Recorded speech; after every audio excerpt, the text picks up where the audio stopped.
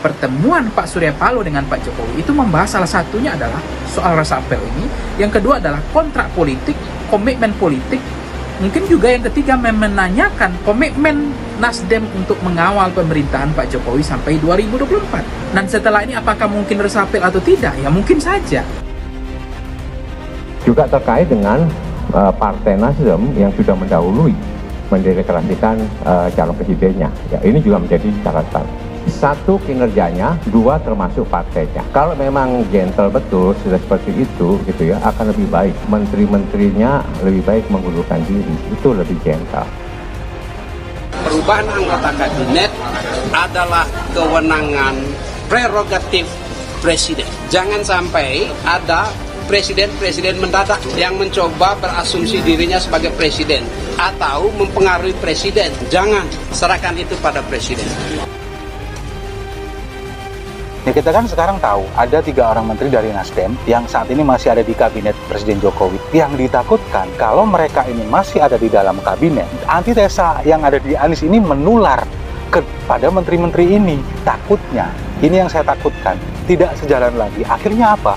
Akhirnya program-program pemerintah yang sudah digagas sebelumnya oleh Presiden Jokowi ini nanti nggak akan jalan.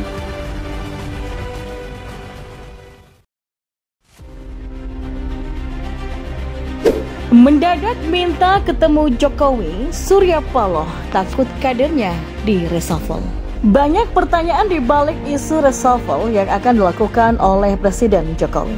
Di antaranya berbagai pertanyaan itu mengenai menteri dan para petinggi partai politik yang hilir mudik masuk ke Istana Kepresidenan RI untuk menghadapinya. Pertanyaan ganas untuk dipertanyakan adalah juga tidak banyak diketahui publik. Soalnya kan kehadiran mendadak Ketua Umum Partai Nasdem Surya Paloh ketika datang ke Istana Kepresidenan Jakarta. Dalam laporan yang diterima, kedatangan mendadak Surya Paloh ke istana di tengah pemanggilan sejumlah menteri hanya untuk mengamankan kadernya yang saat ini masuk dalam daftar hitam menteri yang akan direshuffle oleh Presiden Jokowi. Kedatangannya untuk menemui Presiden tidak diketahui oleh pers karena masuk lewat pintu Istana Merdeka di sisi sebelah barat atau Wisma Negara. Sementara sejumlah menteri lainnya yang dipanggil mendadak pada sore sampai malam lalu masuk lewat pintu sebelah timur Istana Negara di Jalan Veteran 3. Memang benar, menjelang reshuffle kabinet, nama Menteri Pertanian Syahrul Yassin Limpo yang juga kader terbaiknya Partai Nasdem dan anak kesayangan Surya Paloh itu disebut-sebut satu dari 2 atau 3 menteri yang bakal diganti atau digeser.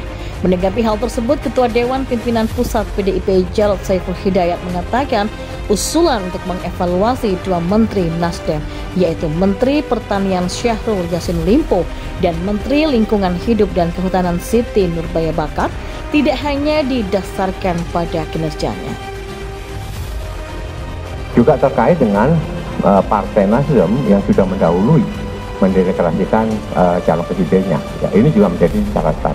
Satu, kinerjanya, dua, termasuk partainya. Kalau memang gentle betul sudah seperti itu gitu ya, akan lebih baik menteri-menterinya lebih baik mengundurkan diri, itu lebih gentle. Sebab apa?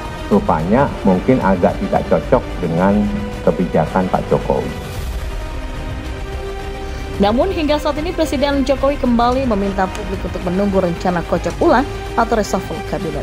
Jokowi enggan berkomentar banyak soal kabar reshuffle yang akan diumumkan pada Rabu 1 Februari 2022. Jokowi menjawab, tunggu. Nah, ini adalah jawaban yang selalu diulang-ulang Jokowi soal reshuffle. Sejauh ini Jokowi tidak membantah ihwal isu tersebut. Tunggu saja, ditunggu saja, kata Jokowi lagi. Dan ketika ditanya apakah reshuffle akan berasal dari Menteri Nasdem, Jokowi kembali memberikan jawaban yang sama, ditunggu saja. Dan 3 hari kemudian Jokowi juga tidak membantah isu ini. Besok bisa Jumat, bisa Senin, bisa Selasa, bisa Rabu, kata Jokowi sambil tertawa kecil. Di sisi lain, pengawas sosial dan politik Tato Sugiarto menilai bahwa Presiden Joko Widodo tidak akan berani mereshuffle menteri-menteri dalam kabinetnya yang berasal dari Nasdem. Menurutnya Jokowi butuh banyak pertimbangan untuk mendebak Nasdem karena Surya Paloh bukan orang sembarangan. Hal itu disampaikan di dalam akun Twitter pribadinya pada Jumat 20 Januari 2023. Lantas benarkah Presiden Jokowi sudah mendapatkan bisikan dari Surya Paloh untuk mengamankan kadernya yang ada di Kabinet Indonesia Maju? Kita tunggu tanggal mainnya.